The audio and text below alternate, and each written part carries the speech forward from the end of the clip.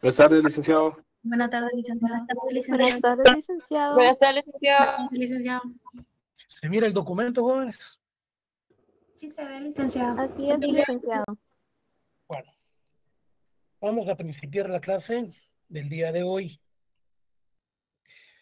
En primer lugar, pues, tengan ustedes todos buenas tardes. Quiero que pongan atención, porque existe la posibilidad de que, desde luego, pueden venir preguntas, por ejemplo, cuando hablamos de las bases fundamentales del desarrollo de producción de cada uno de estas fases. Cuando nos quedamos en la fase de la etapa primitiva, llegamos a lo que era la invención del arco y la flecha y el nacimiento de la agricultura. Acá aparece la caza y de su progreso nace la ganadería, siendo el primer animal domesticado el perro, la cabra, la vaca, el cerdo, el caballo. Cuando hablamos de la aparición de la agricultura primitiva, en una de las clases anteriores yo les mencionaba cómo fue que el hombre primitivo se dio cuenta cómo era que germinaban las plantas cuando caían las frutas y luego volvían a nacer. Entonces, recogiendo los frutos y las raíces de las plantas con que se alimentaban, el hombre comenzó a advertir la germinación de las simientes caídas en la tierra. Así surgió la agricultura. Las relaciones de producción de la sociedad primitiva. Bueno, ¿cuál era esa relación que se daba con la gente primitiva? ¿Cómo era la relación que se daban entre esos seres humanos en una etapa en donde todo lo compartían? En esta etapa, las relaciones de producción es la propiedad en común. En la etapa primitiva, las relaciones de producción es la propiedad en común sobre los medios de producción. Es decir, en otras palabras, que ellos todo lo compartían. Todo era en común, principalmente cuando se refería a las relaciones de producción. En consonancia con el carácter de las fuerzas productivas de este periodo. Actualmente, ¿cuáles son las fuerzas productivas? Nosotros ya decíamos que son las fuerzas activas. ¿Y cuáles son las fuerzas activas? El hombre, la mano del hombre, los instrumentos, los animales, la tierra. Entonces, todo trae una secuencia. Entonces, no tenemos por qué perdernos. Ustedes dicen, bueno, aquí se habla de fuerzas productivas, dice uno. Pero las fuerzas productivas en las relaciones de producción en la etapa primitiva, esto eran relaciones de producción, eran en común. La propiedad personal solamente eran las armas. Las armas sí se consideraban como una propiedad, como algo inherente de ellos mismos, cuando se referían a las lanzas. Lenin decía que el carácter social de la producción de este régimen se extendía solamente a los miembros de una comunidad. En otras palabras, lo que Lenin decía era que todo lo que esa comunidad producía tenía que consumirse entre ellos mismos, entre la comunidad. Al principio los hombres vivían en manadas como en hordas, lo que hablábamos, que vivían de un lugar a otro, que eran cosmopolitas y que además vivían donde existían los cambios climáticos, el agua, etcétera. Más tarde, con la aparición de la economía primitiva y el crecimiento de las poblaciones, se fue formando la sociedad gentilicia. Es decir, que el desarrollo de la evolución de la sociedad es dinámica, es constante, y como dijo Heráclito, que una persona no se baña 2 veces en el mismo río, dice, porque aguas vienen tras aguas. Entonces, lo mismo en todos los desarrollos de las sociedades, estas son dinámicas y van siendo cambiantes de acuerdo a cada una de las situaciones de las épocas y de los tiempos. La organización gentilicia entonces de la sociedad, ocupando la posesión dominante en esta organización gentilicia, la mujer. Tenemos la casa que corría a cargo de los hombres. Teniendo más importancia la economía y la agricultura y la ganadería, la cual forma vida más segura que la casa. Bueno, cuestiones de interpretación en cuanto a la ganadería y la casa. Bueno, las fuerzas productivas, o sea, cuando hablábamos al principio, repito, como activas en el sistema primitivo, la agricultura y la ganadería fueron las más desarrolladas. Yo podría preguntarles, mire, de aquí mismo, jóvenes, aquí mismo les estoy dando el examen. Solo es que es cuestión que ustedes estén presentes en cada una de estas conferencias, en cada una de estas clases. Así yo les voy leyendo, les voy explicando, entonces ustedes más o menos dicen esta pregunta en tu examen. Es lógico, a veces se le da más énfasis a algo, lo cual ustedes tienen que poner mucha atención. Bueno, mire pues, las fuerzas productivas son las fuerzas activas. Y en el sistema primitivo fue la agricultura y la ganadería. El matriarcado dejó el puesto al patriarcado, existiendo en el último periodo del régimen de la comunidad primitiva. Quiere decir que en el último régimen de la comunidad primitiva ya surge lo que es el patriarcado. Entramos a lo que es la primera división social del trabajo. La tribus de los pastores se formó el excedente de ganado, de ganaderos y agricultores, que eran los productores de lácteos, de carnes, pieles y lanas. Entonces aquí se da la primera división social del trabajo entre los agrícolas y los pastores.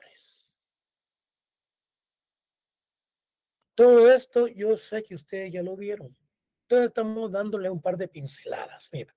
Entonces, la primera división social del trabajo en la etapa primitiva fue la división de los pastores y de los agrícolas y de los productores, los cuales trajeron el cambio. El surgimiento de la propiedad privada, el perfeccionamiento de los medios que hizo posible la economía individual por ser esta la más productiva. Cuando hablamos de los perfeccionamientos de medios de producción, estaríamos hablando de herramientas que ellos utilizaban en ese sistema. En este régimen, la propiedad privada empezó aplicándose al ganado, extendiéndose gradualmente a los instrumentos de producción, siendo la tierra la que más tiempo se mantuvo como propiedad en común.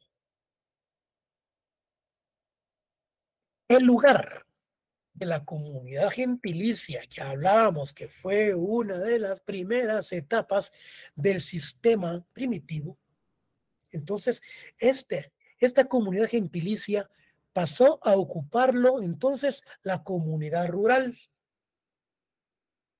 la casa, la hacienda doméstica, el ganado, todo pertenecía en propiedad a la familia. Quienes ejercían funciones de jefes caudillos, militares y sacerdotes se enriquecieron, se apoderaron del patrimonio comunal, transformándose en aristócratas gentilicia, trasladando el poder a sus herederos. Entonces el trabajo en común fue sustituido por el trabajo individual. La propiedad social pasó a la propiedad privada y el régimen gentilicio por la sociedad en clases. Entonces, aquí nos preguntamos, ¿cuál es la base fundamental de las relaciones de producción en la comunidad primitiva? Es la propiedad en común sobre los medios de producción, a excepción ciertos instrumentos que utilizaban ellos personalmente como defenderse. Bueno, si ya sabemos que la base fundamental del sistema primitivo era los medios de producción que utilizaban en forma comunitaria, esto nos hace entonces pasar a otra etapa, que es la etapa esclavista.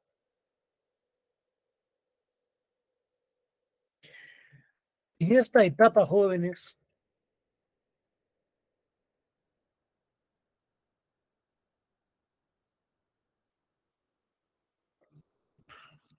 Alexandrov nos hablan sobre ciertos enfrentamientos que se daban entre estas comunidades.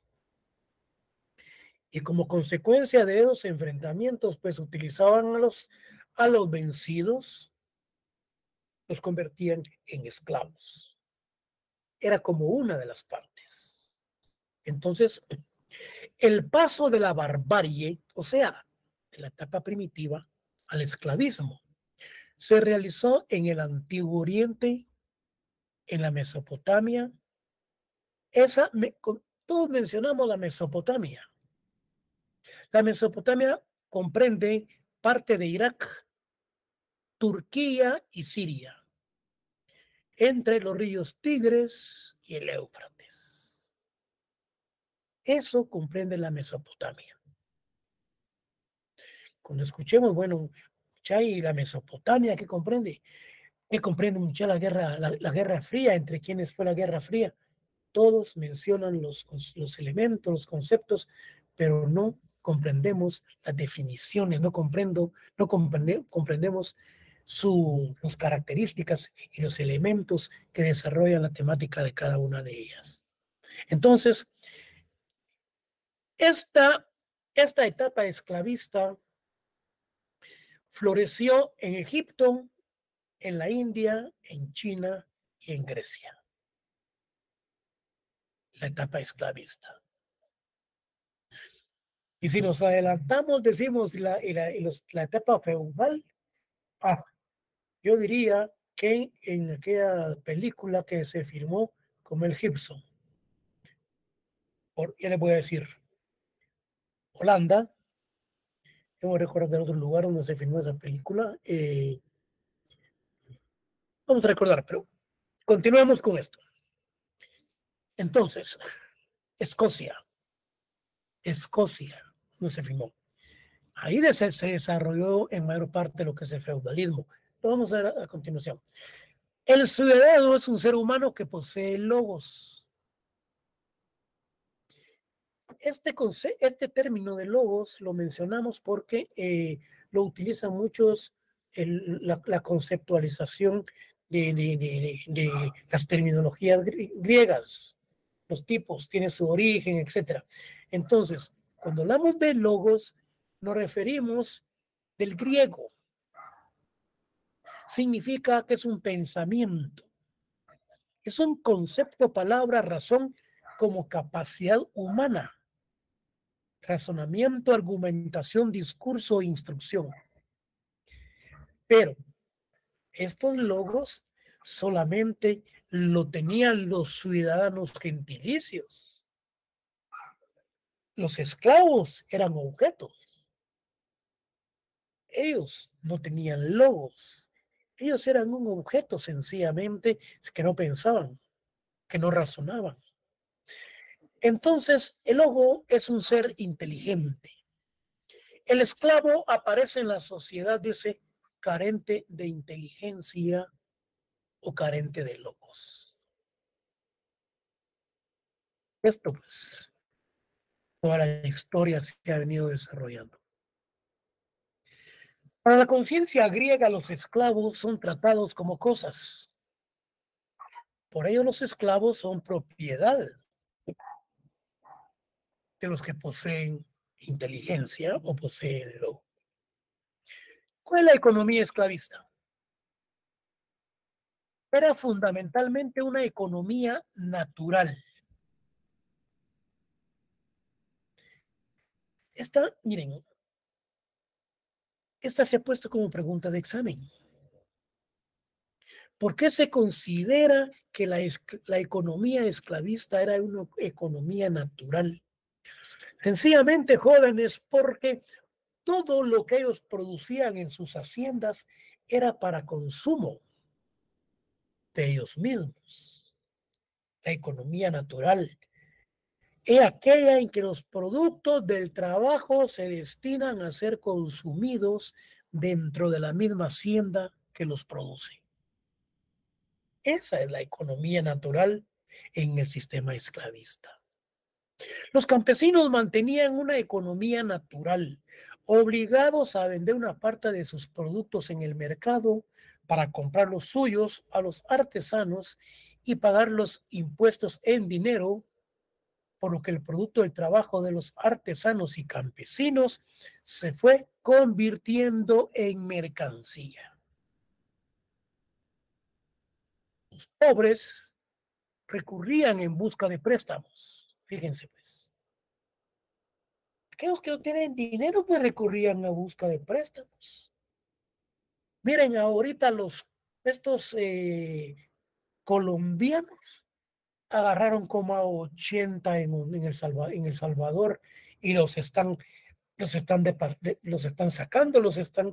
sacando del Salvador en virtud de que ellos son prestamistas para gente necesitada. Aquí en Guatemala tenemos ya una gran comunidad de colombianos prestándole en Jalapa, en Puerto Barrios, en Izabal, en Quiché, Xela y un montón de lugares en donde el Estado anda detrás de ellos, el gobierno, para poderlos expulsar, porque sinceramente prestan 1,000 quetzales y cobran otros 1,000 quetzales de intereses. Estamos regresando, miren, a esa etapa, señores, de los usureros. ¿Por qué?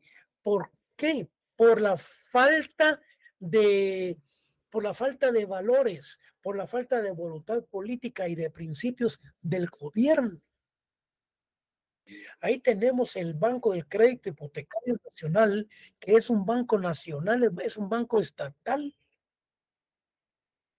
¿Por qué no da créditos a los pequeños empresarios o a las personas que quieren poner en su negocio con bajos intereses? Entonces la gente se ve obligada a caer en manos de estos agiotistas, de estos prestamistas que se cobran más del 100% de lo que han prestado. Lo mismo ocurre en cada una de estas instituciones, principalmente cuando estamos hablando de la época esclavista. Cuando las personas que más o menos tenían algo en la etapa primitiva se les acabó, pasaron a formar parte como esclavos de los esclavistas. Entonces, los pobres recurrían en busca de préstamos, en especie y en dinero. Los ricos les prestaban los instrumentos de producción, el hacha, el asadón, etc. Si estos no pagaban, los reducían a la esclavitud, los despojaban de sus tierras. Así surgió la usura, que contribuyó a enriquecer a los unos y a juzgar económicamente a los otros. Entonces, esto es lo que conforma el materialismo histórico dialéctico, porque viene en un desarrollo completamente hasta donde llegamos a una civilización eminentemente capitalista o socialista. La propiedad privada se hizo extensiva a la tierra y principió a venderse. Si el deudor no podía pagar, el prestamista se veía obligado a abandonar sus tierras y a vender en esclavitud su persona y la de su familia. Situación difícil, pero ha sido el mismo desarrollo que yo les vengo mencionando. En conclusión, la esclavitud aparece en la sociedad como un ser carente de inteligencia y de razón, negándoseles características del ser humano al esclavo. En las guerras se daban las muertes, lo que yo les mencionaba en un principio. Los vencedores convertían a los vencidos en esclavos, aprovechándose de su fuerza de trabajo. Los instrumentos de piedra fueron sustituidos por instrumentos metálicos, el hacha y el arado. Acá nace la figura del préstamo.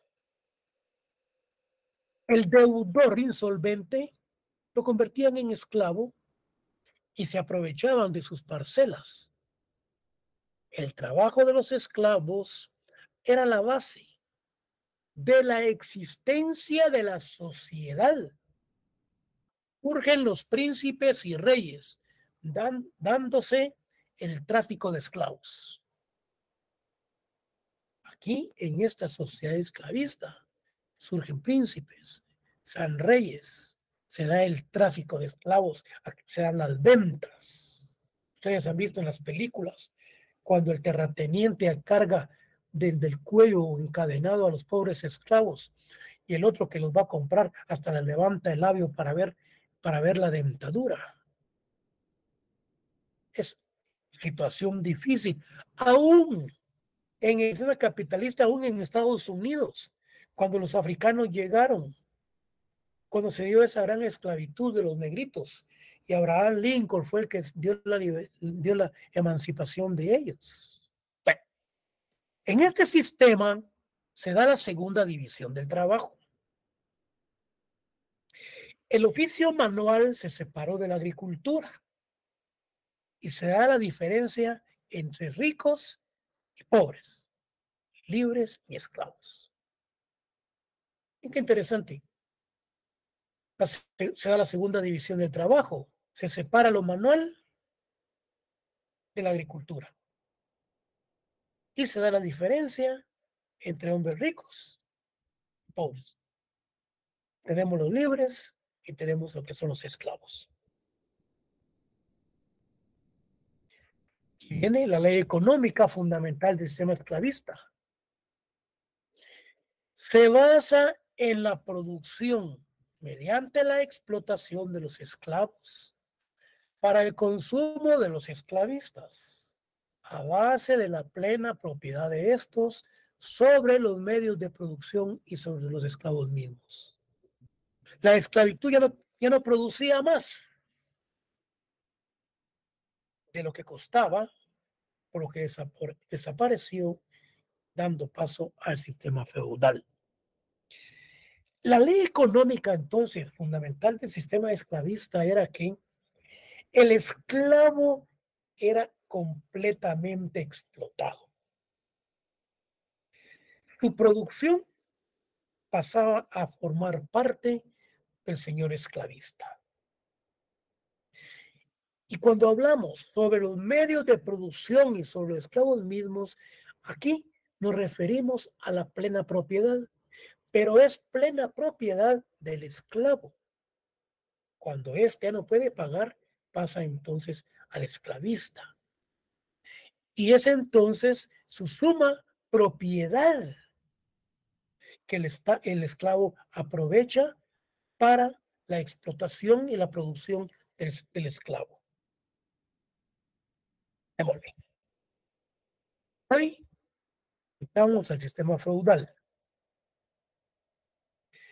Entonces, miren, este sistema feudal, me lo mencionaba a ustedes, que se dio en Francia, se dio en Escocia, se dio en países europeos, en el sistema feudal. Para los que vieron El corazón valiente, si no estoy mal, de Mel Gibson, aquí, un día antes de la boda, el delegado del rey en determinadas tierras era el que dormía la primera noche con la novia. Y a esto se le llama derecho de pernada. Pierna no, derecho de pernada. Consistía en que la patoja, bellísimas mujeres escocesas, dormían con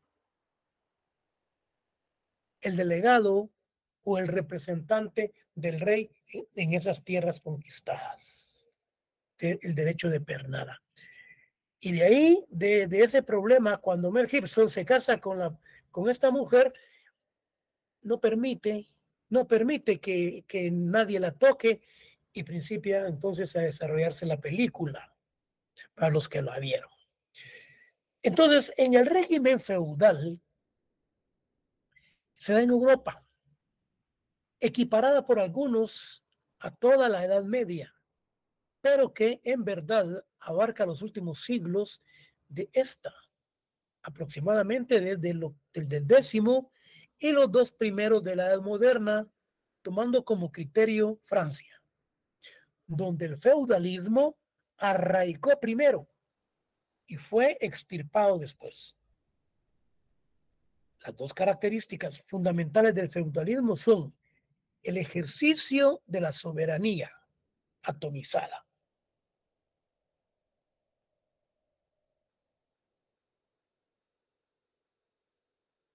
Permítanme, solo estoy viendo algo.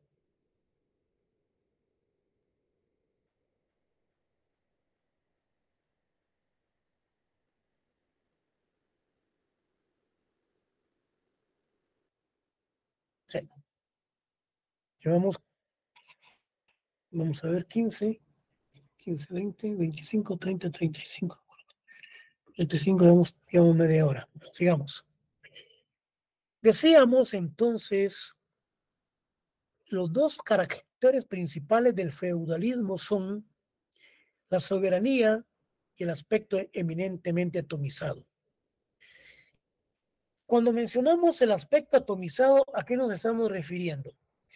Atomizado es todo aquello donde el individuo está aislado frente a una colectividad anónima que lo obliga a buscar su propia forma de inserción social en respuesta a las condiciones impuestas de exclusión y segregación propias de esta época, que desplazaron a las expresiones tradicionales de pertenencia social. Entonces, el feudalismo, dentro de sus características, la soberanía y el aspecto atomizado. En lo atomizado decíamos que es cuando el individuo se ve excluido y él se ve obligado entonces a buscar y acercarse y pertenecer a esa sociedad. La autoridad de Estado o del príncipe por los señores feudales. Cuando hablábamos del aspecto atomizado, era la autoridad de Estado o del príncipe por los señores feudales. Eso es lo atomizado, en pocas palabras. La soberanía y el aspecto atomizado, o sea, el poder que tenía el príncipe y los reyes sobre los feudales. Luego tenemos el factor económico, consistente en el cultivo del suelo por los vasallos o feudatarios, sucesores de los esclavos, pero adscritos a la tierra, como siervos de la gleba,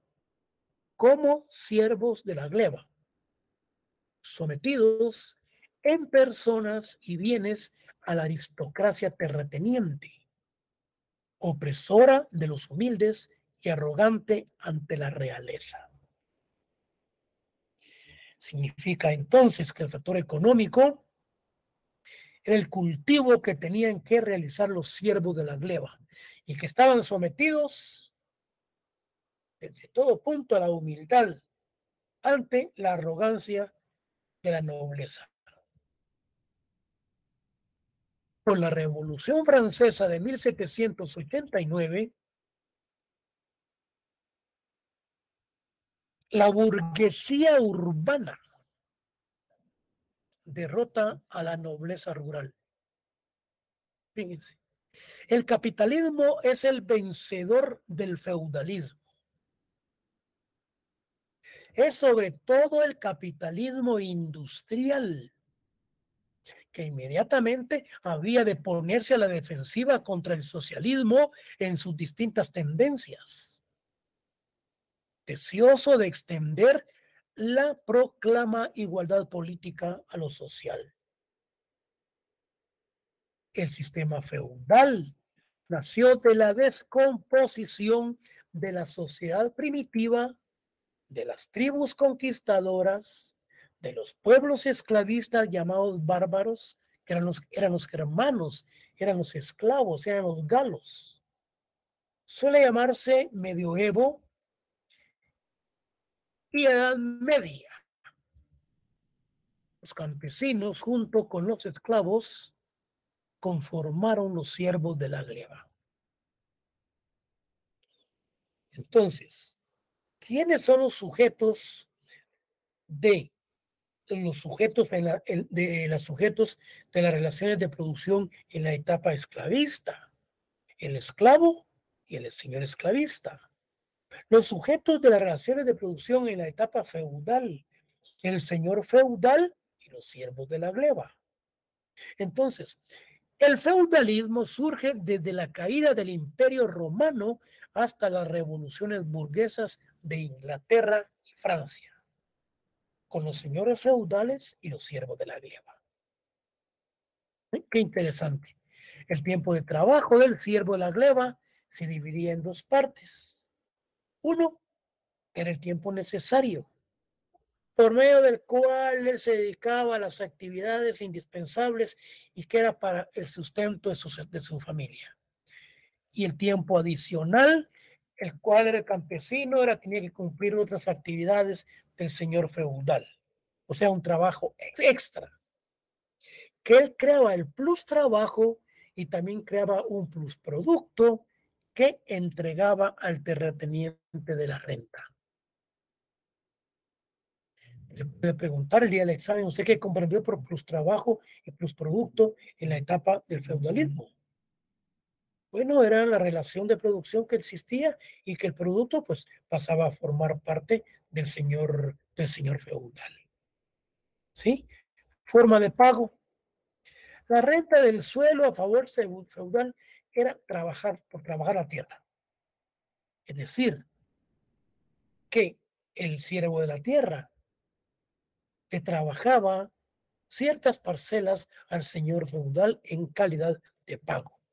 Luego, la renta en especie.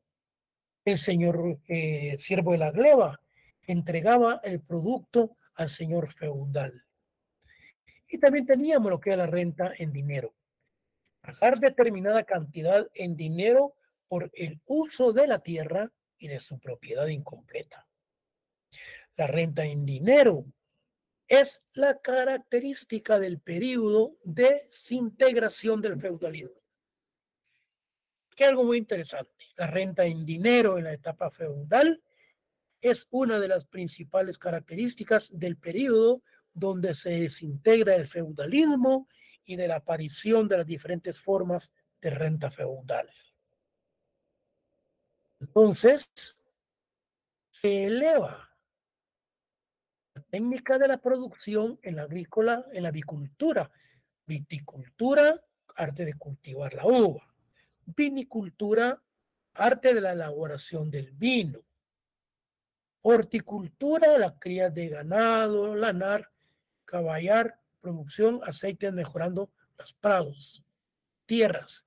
Horticultura teníamos también las hortalizas, tierras con hierba para pasto y pastizales.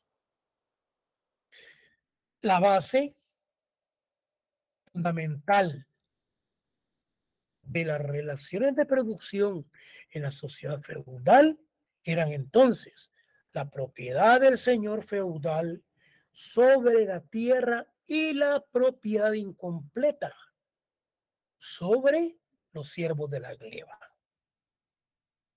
Repito que la base fundamental de las relaciones de producción de la sociedad feudal era la propiedad del señor feudal sobre su tierra y la propiedad sobre los siervos de la gleba. Bueno, entremos 1453, digamos.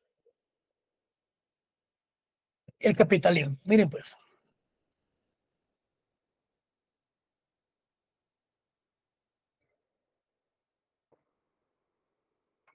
Nos queda el capitalismo, socialismo, comunismo. Miren. Les preguntan a ustedes, ¿usted de qué ideología es? Ah, yo soy de izquierda. Yo soy de derecha. Pero ¿por qué es de izquierda? ¿Usted por qué es de derecha?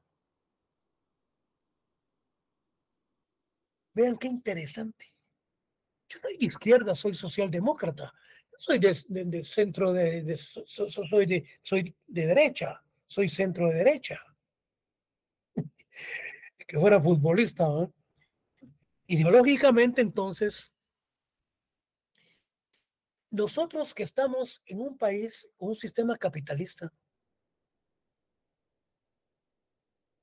y se nos llega a hacer esa pregunta, señores, a un político no se le puede hacer porque ellos son tontos. Ellos no. Pero se le pregunta a un estudiante de derecho y se dice, bueno, yo puedo responderle desde el punto de vista de una conformación, de una normativa que nos rige actualmente.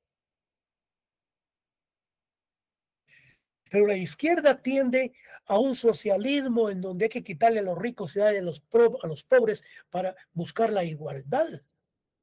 La Constitución lo dice. Entonces, nuestra Constitución es socialista, pero también nuestra Constitución es de derecha. ¿Qué nos dice el artículo 4?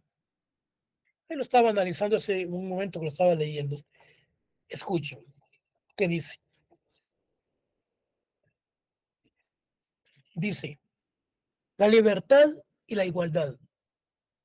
En Guatemala, todos los seres humanos son libres e iguales en dignidad y derechos. Todos somos iguales. El hombre y la mujer, cualquiera que sea su estado civil, tiene iguales oportunidades y responsabilidades.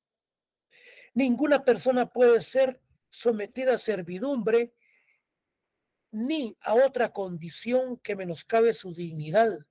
Los seres humanos deben de guardar conducta fraternal entre sí. Bueno, nosotros tenemos que ser políticos desde el punto de vista académicos. Muchos de ustedes pueden ser socialistas, pueden ser comunistas, pero ya todo eso ya está pasando a formar parte de la historia. Que vengan a Guatemala cubanos, ya no se quieren ir porque les gustó. Vienen de otras nacionalidades que tampoco se quieren ir porque les gustó Guatemala. Aquí hay por lo menos democracia y se nos permite actuar con libertad y con igualdad de condiciones. Es una conceptualización de un punto de vista social. Entonces, ¿por qué decimos no es que es de derecha? Miren, si le ponemos a analizar la Constitución, le encontramos que es socialista y que es de derecha. Entonces, ¿por qué es de derecha? Miren, si miramos el artículo 39, ¿qué nos dice? Esto lo estamos analizando por la conceptualización. 39 dice de la propiedad privada. ¡Ja!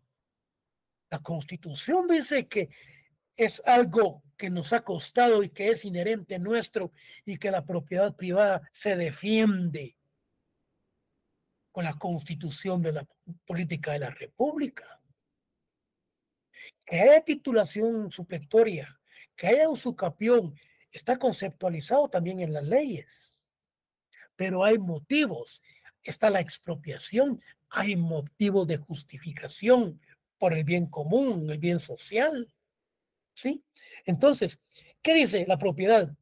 Se garantiza la propiedad privada como un derecho inherente a la persona humana. Toda persona puede disponer libremente de sus bienes de acuerdo con la ley.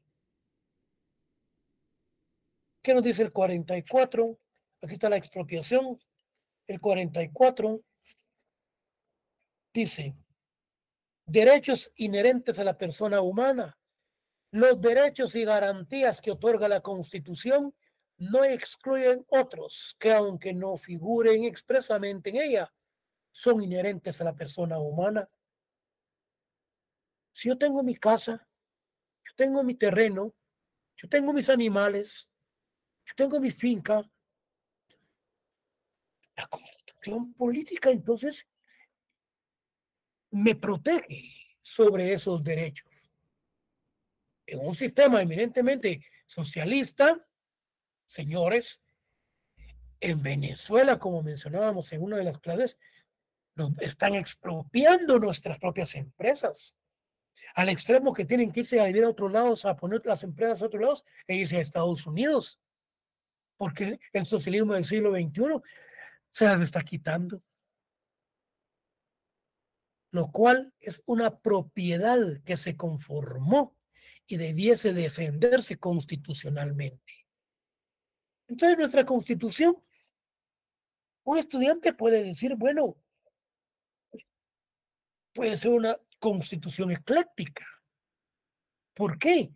Porque tiene conceptualización social como conceptualización eminentemente de principios de derecha. Sin embargo, yo no le quito la inquietud a ninguno de ustedes, que puede ser socialista o puede ser comunista o lo que quiera. Pero en Guatemala, cualquiera les pregunta a ustedes, ¿vos sos socialista? Yo sí, vos. ¿Por qué? Porque los medios de producción están en el CACIF.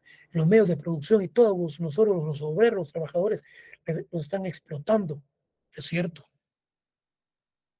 No se discute la gran explotación que hay en el sistema capitalista. Obrero, señor empresario. Pero sin embargo, nosotros tenemos el Ministerio de Trabajo, donde nosotros podemos presentar nuestras quejas de una gran explotación que hay en demasía de horas y no son pagadas. Ahorita ya unas empresas están pagando las deudas con la SAT, pero no pagaron el bono. Pero estamos amparados constitucionalmente. Y en Venezuela, ahí les quitan la empresa con todo el dinero y los dejan en la calle. Un sistema socialista del siglo XXI que es una mediocridad. Sigamos. El capitalismo, entonces, ¿se dan cuenta ustedes qué interesante cada uno de estas etapas? Bueno, el sistema capitalista es un económico y social, basado en la propiedad privada de los medios de producción. ¿Por qué en la propiedad privada? Porque las empresas tienen conformadas un sector de la industria, sistema económico y social, basado en la propiedad privada de los medios de producción, en donde nosotros somos trabajadores, en la importancia del capital como generador de riqueza y en la asignación de los recursos a través del mecanismo del mercado. Sí, en esa empresa privada, en el capitalismo, estamos nosotros los trabajadores. ¿Quiénes? Nosotros somos los creadores del producto que ponen en el mercado. Entonces, en contraste con la economía agraria, el capitalismo está fundado sobre la posibilidad de hacer fructificar el dinero obteniendo intereses. Aquí no me lo vayan a confundir con el desarrollo sostenible, que es diferente. Porque dice, en contraste con la economía agraria, el capitalismo está fundado sobre la posibilidad de hacer fructificar el dinero y obtener intereses. Definitivamente, toda empresa se conforma para obtener utilidades. Entonces, el conjunto de capitales y capitalistas, así como su influencia en el poder en la sociedad. La producción capitalista presupone dos condiciones fundamentales. Fíjense pues, el sistema capitalista quiere la existencia de una masa. O sea que quiere la existencia de un grupo de gente, de personas desposeídas, carentes de medios de producción y de medios de existencia, lo que los obliga a contratarse y a trabajar para el capitalista. El caso que vamos a plantear es el de las maquilas. Esas personas no tienen medios de producción, muchas de ellas no tienen educación, no tienen para su alimentación. Entonces, se requiere en el sistema capitalista gente desposeída, carente de medios de producción y de medios de existencia. Los obliga a contratarse y a trabajar para el señor industrial. Miren qué importante ese aspecto de las características. Tenemos la dos. La acumulación en riqueza, en dinero necesario para crear las grandes empresas capitalistas. Esta acumulación de riquezas, esta acumulación de dinero, la mayor parte de ellas se queda en el extranjero para ganar intereses o bien para la creación de otras empresas que se pueden crear en diferentes lugares. ¿Qué decíamos en el régimen feudal de producción?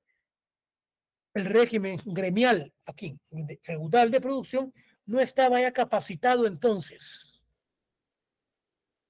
Que esto está como argumento para el porqué del capitalismo. El régimen gremial o feudal de producción no estaba ya capacitado para cubrir las necesidades que abrían los nuevos mercados.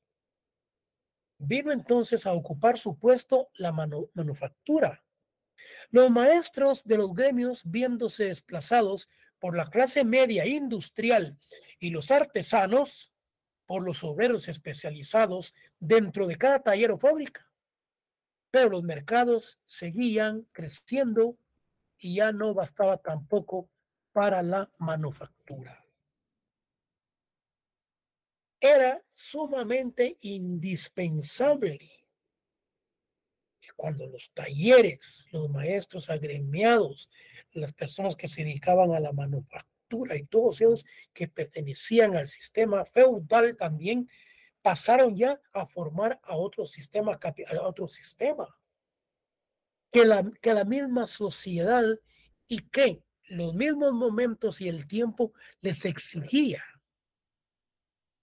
El invento del vapor y la maquinaria vinieron a revolucionar el régimen industrial de la producción.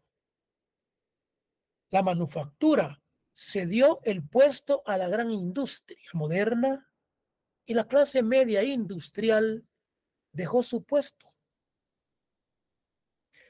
a los magnates de la industria. Fíjense, la clase media, decíamos, industrial, se alejaron, dejaron su puesto a los magnates de la industria. La gran industria creó el mercado mundial y este a su vez dio un gran impulso al comercio, a la navegación, a las comunicaciones por tierra, y estos progresos redundaron en provecho de la industria del comercio, los ferrocarriles, la navegación, desarrollándose la burguesía, creciendo sus capitales, desplazando a todas las clases de la Edad Media. La burguesía, entonces, ha desarrollado en el transcurso de la historia un papel verdaderamente revolucionario. Donde quiera que se instaure, echó por tierra todas las instituciones feudales.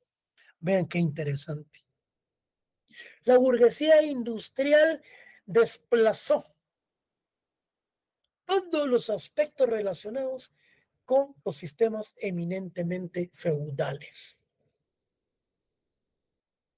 Lamentablemente, nosotros todavía en Guatemala tenemos sistemas todavía que han quedado de la historia del sistema feudal.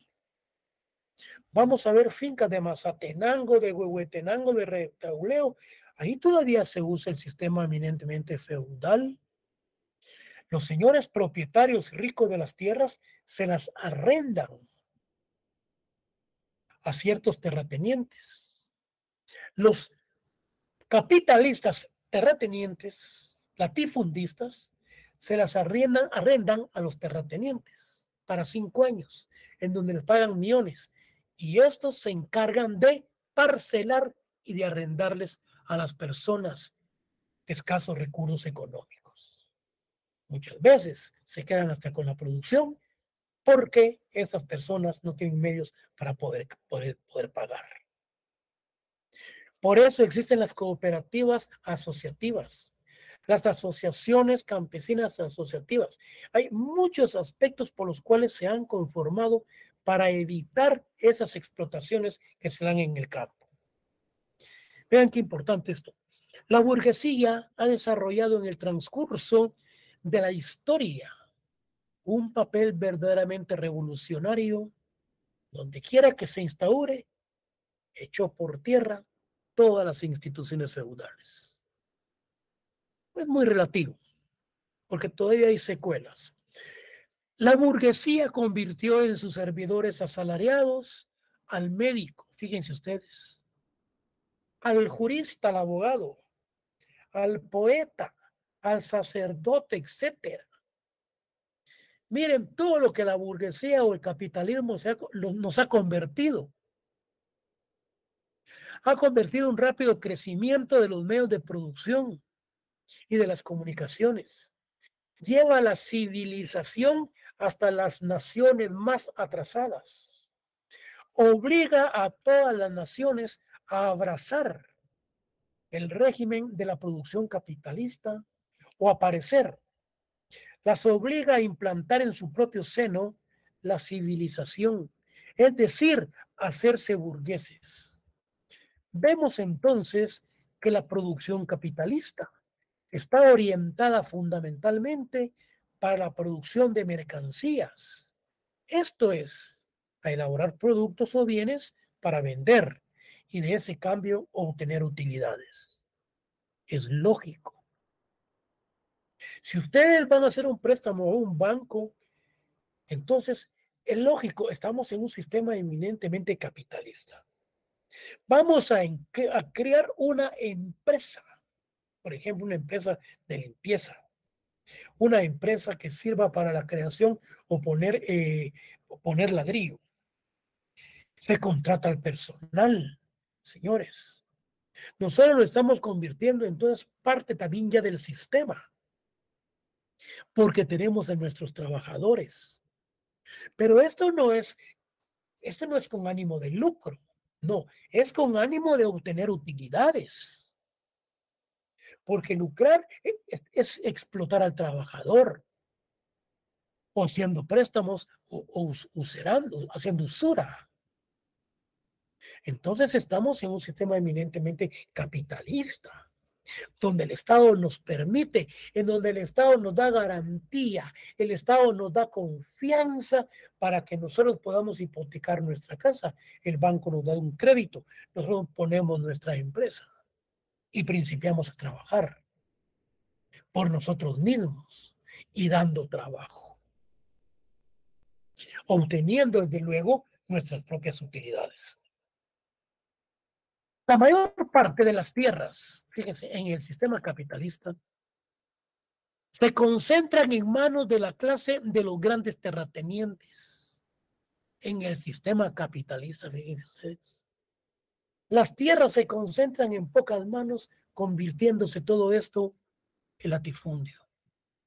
La gran masa de las mercancías agrícolas es producida por las empresas capitalistas a base del trabajo asalariado. Las empresas estas, creadoras de aceite de palma, están creadas y están conformadas a través de estudios y análisis que fueron a hacer al Asia, al África, a Europa, los señores terratenientes y capitalistas empresarios.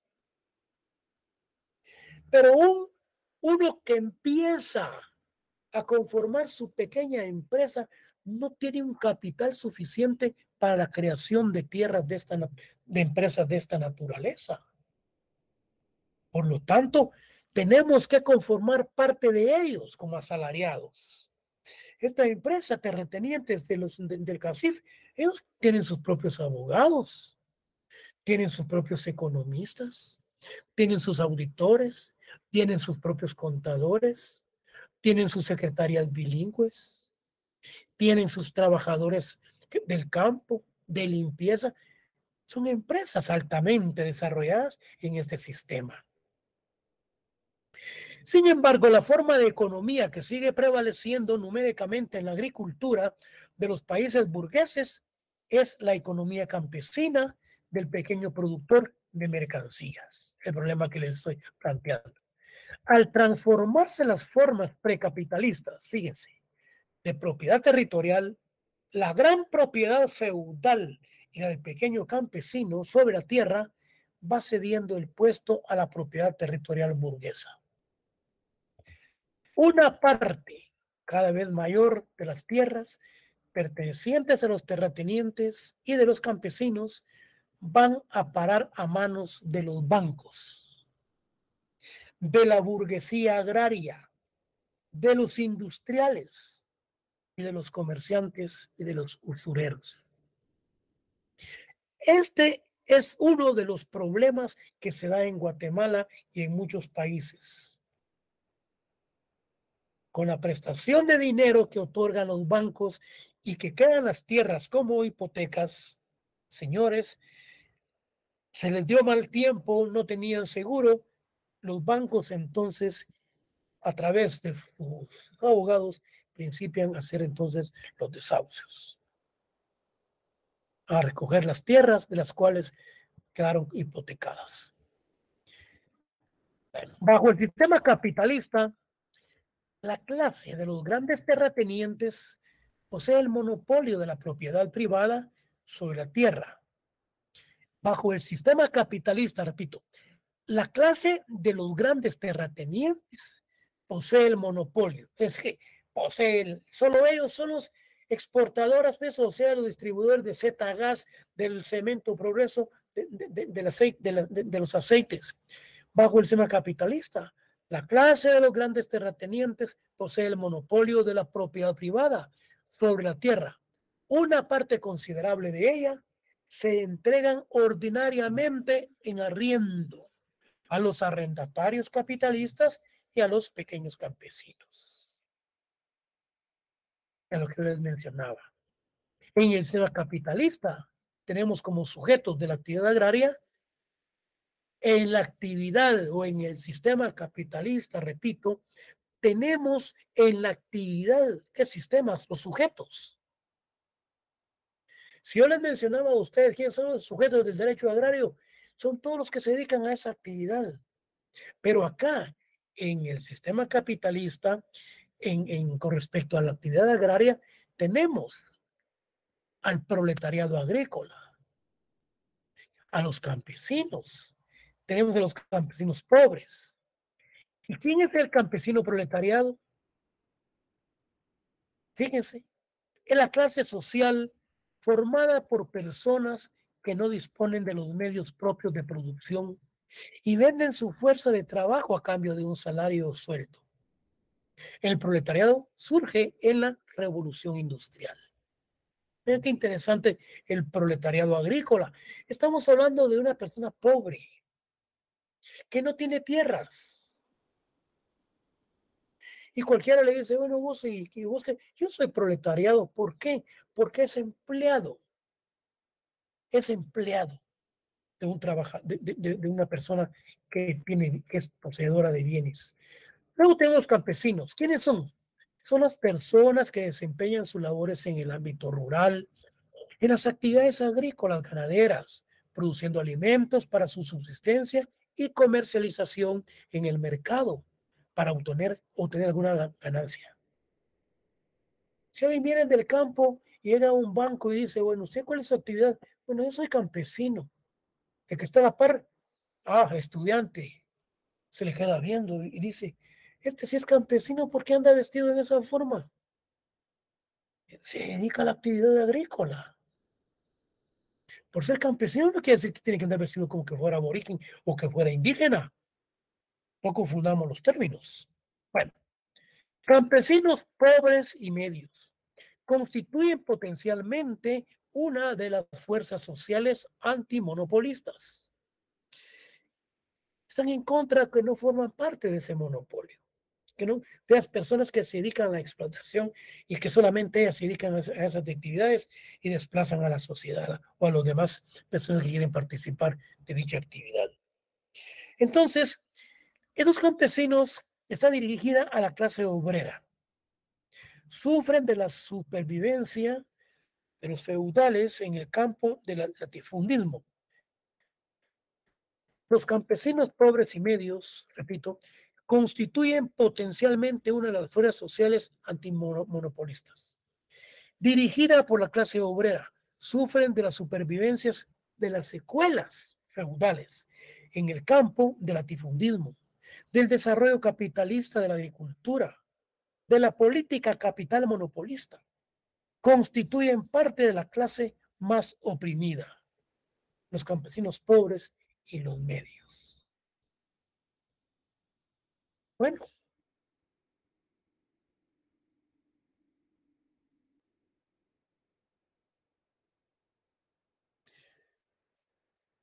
Relaciones en el sistema capitalista. Permítanme, quiero ver si tenemos algo acá.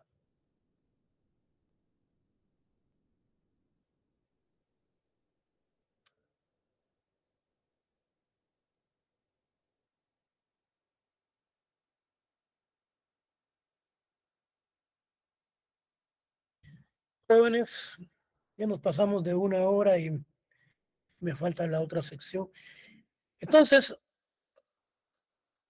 vean aquí, en el sistema capitalista tenemos como sujeto de la actividad agraria. Aquí nos vamos a quedar y nos miramos el próximo viernes, que ya vamos a ir acelerando más. Hoy trabajamos más de 1 hora. Si hay alguna pregunta, pues estoy para servirles. Si no, pues nos miramos el próximo día de clase. Pasen ustedes feliz tarde, jóvenes. Feliz tarde, licenciado. Feliz tarde, licenciado. Gracias, feliz tarde.